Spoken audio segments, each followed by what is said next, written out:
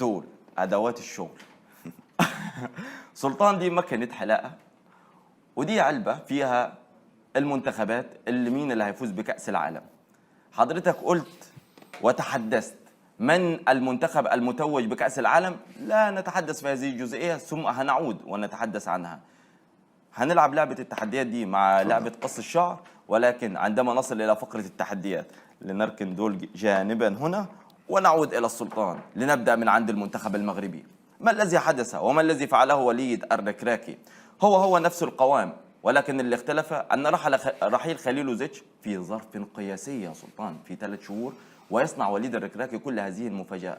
أنت توقعت قبل المونديال أن المغاربة سيعبرون إلى دور ال16، نعم. ولكن هل توقعت كل هذه المفاجآت؟ تصدر مجموعة الموت ثم رحيل الإسبان؟ لا، ليس بنفس الشكل. المنتخب المغربي أي نعم نضج، المنتخب المغربي أيضا أي نعم يملك إمكانيات فردية وجماعية وفنية ونفسية وذهنية، وبعدين عنده إحساس بأنه يلعب في بلده، دعم جماهيري عربي كبير مش فقط مغربي. أنا شخصيا لم أكن أتوقع أن يفعلها بهكذا شكل. تتوقع أن يتأهل إلى الدور الثمانية النهائي، ولكن أن يحتل الصدارة لا، ولكن أن يخرج بلجيكا لا، أن يحرج الدنمارك أوكي، يفوز على بلجيكا أوكي، أن يخرجها من المونديال لا، أن يتأهل الدور الثمانية النهائي ويخرج إسبانيا فهذا أيضا لا. ليس شكا في قدراته ولا اعتبارا لإسبانيا ولا لكرواتيا وبلجيكا، ولكن لأن المونديال لم يعودنا على هكذا شكل من طرف البلدان العربية، لأنه نعرف بأنه 4 منتخبات إفريقية سبق لها وأن تأهلت إلى الدور ربع النهائي من كأس العالم، ولكن ولا منتخب عربي سبق له وأن تأهل إلى الدور ربع النهائي من مسابقة كأس العالم. الشيء الذي فعله المغرب بالنسبة إلينا لم يعد مفاجأة. ممكن قبل المونديال كنا نقول بأنه لو تأهل ستكون مفاجأة، ولكن بالنظر لما فعله لم يكن مفاجأة، لأنه كان من بين أحسن المنتخبات حتى عدديا ورقميا. يعني المنتخب الذي لم يتلقى سوى هدف واحد وبنيران صديقة، فهذا دليل على أنه كان قويا على الأقل في منظومته الدفاعية. ثم ننتقل بالجزئية الأهم، وهي مواجهة المنتخب المغربي أمام المنتخب البرتغالي. هي مواجهة في بداية الأمر، هي مدرسة دفاعية واحدة، وليد الركراكي وسانتوس. فمن من المدربين سيتخلى عن فكره المعتاد؟ ولا واحد يتخلى، ولا واحد. كل واحد يبقى محافظ على قواعد ومبادئ لعبه وهويته طبعا، لأنه الهوية أيضا عندها أهمية في مثل هكذا مباريات. أعتقد بأن الحظوظ متكافئة 50-50. مباراة تلعب على جزئيات وتفاصيل، تلعب على استعداد ذهني ونفسي أكبر من الاستعداد الفني والتكتيك، لأنه بدنيا يكونوا مرتاحين بعد 5 أيام من آخر مباراة لهم. حظوظهم متكافئة ومتساوية بشكل كبير جدا، والغلبة تكون لمن يتحكم في الجزئيات. وما هي الجزئيات التي تعطي للمنتخب المغربي الأفضلية للتفوق؟ التركيز الكبير هذا مهم جدا.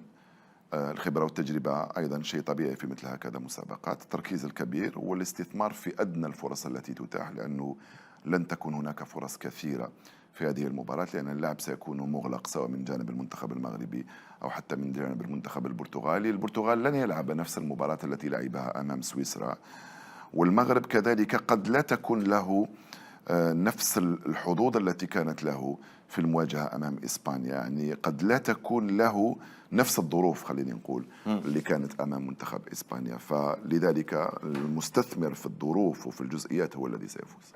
سلطان، أفضل لاعب وسط ميدان في المونديال من وجهة نظرك؟ بروزوفيتش.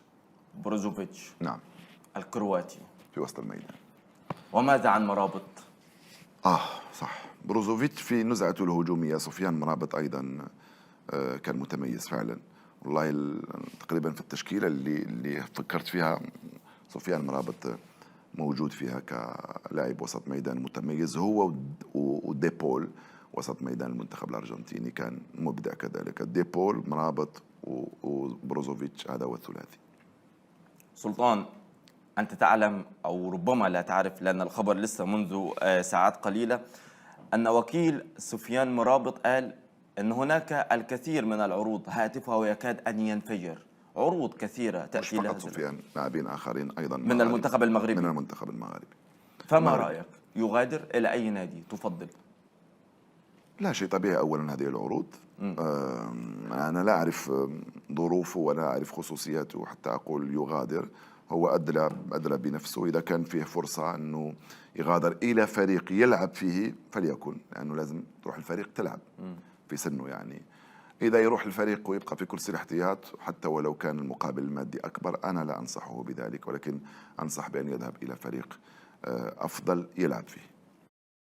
أول حاجة. تاني حاجة هننتقل ليها، تاني شيء هننتقل ليه في هذه الحلقة يا سلطان، إن سمحت لي أن نتحدث عن جزئية مهمة بعد الحديث عن المنتخب المغربي، وقبل أن نلعب لعبة التحدي والتوقعات. من الذي تتوقع أن يفوز في مباراة المغرب والمنتخب؟ 50-50 50. حظوظ متساوية. 50-50. ولكن أتمنى أن يفوز المنتخب المغربي. من الممكن أن يكون الاستثناء الأول في تاريخ العرب بالعبور طبعاً. إلى نصف النهائي. طبعا. إن عبرنا ويكون مستحق كذلك. عبور مستحق. نعم. إن عبرنا وكان أمامنا الديوك الفرنسية. لكل حدث حديث. خلينا أمام أخذها مقدما. أيضا ستكون 50-50 سواء إنجلترا أو، لأنه اللي يوصل للمربع الأخير أيا كان الفريقين، أيا كان اللي يقدر يوصل للمربع الأخير بعد ما اجتاز كرواتيا وبلجيكا وإسبانيا والبرتغال، ألا تعتقد بأنه بإمكانه أن يجتاز أي منتخب آخر؟ صحيح. فليوصل للمربع الأخير عنده حظوظ للفوز بكأس العالم. يعني إن وصل المنتخب المغربي دور نصف النهائي 4 منتخبات، ما أيا كان منتخب مغربي أو أرجنتيني أو برازيلي، أيا كان المنتخبات الأربعة سيكون لديها حظوظ للفوز بكأس العالم. للفوز بكأس العالم. نتمناها أن تكون هناك مفاجأة يخبئها لنا القدر.